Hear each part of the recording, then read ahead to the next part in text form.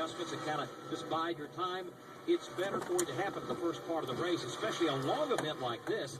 I mean, we have 300 laps remaining, so there's plenty of time and opportunities to maybe get the lucky dog, the free pass, or maybe to get the wave round, get back on the lead lap, and then have a chance at the end to compete. Ryan Newman, I'm sure we've talked a lot about him in the early going, how good and strong his car was. He's right now being posted in 10th position.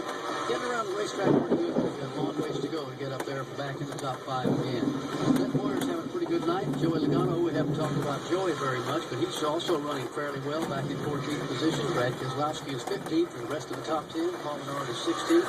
Earnhardt Jr., Dale Jr. not making any really big strides, but he is knocking them off one by one. He's picked off about 5 or 6 positions to keep himself inside the top 20. It would really be interesting right now if Tony Stewart were closer to Casey Kane, because Tony's actually running faster laps than Casey is, although he's some 3.5 seconds behind him. So it's going to take a while at that rate to catch up with the leader.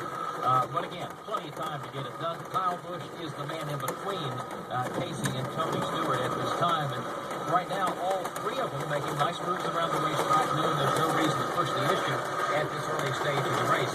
Denny Hamlin got a little bit of a Darlington stripe early on this evening, but he's still soldiering on. Currently in the 5th spot, Kevin Harvick is 6th.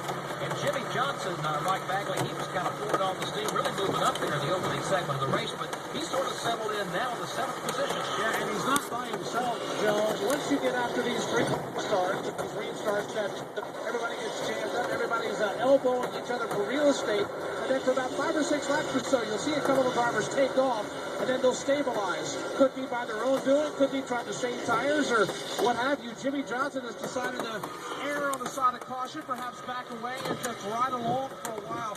Pace himself in the early going. It looks like Carl Edwards is doing the same right behind him. Carl not pressuring Jimmy for his spot. I think both of those drivers realize that we've got a shade under 300 laps to go at Darlington, and that is a long time. That's a lot of race left ahead of us here tonight. No need to push the point here in the early going. Check in with Steve Post. Yeah, Marty, early listening to Mike Bagley make those comments is exactly